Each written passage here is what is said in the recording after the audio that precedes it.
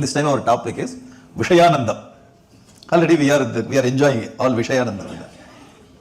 So whatever Ananda we enjoy in our life, all those joys, happiness is called Vishayanandam only.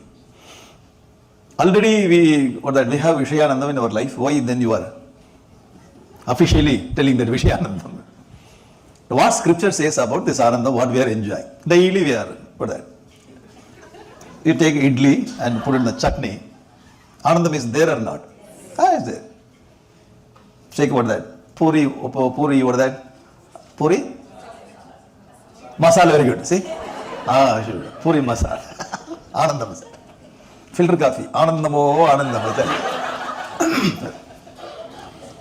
You come to this kind of Vedanta class, particularly Brahma Sutra and Upanishad, particularly not the evening class. Evening class you will not sleep.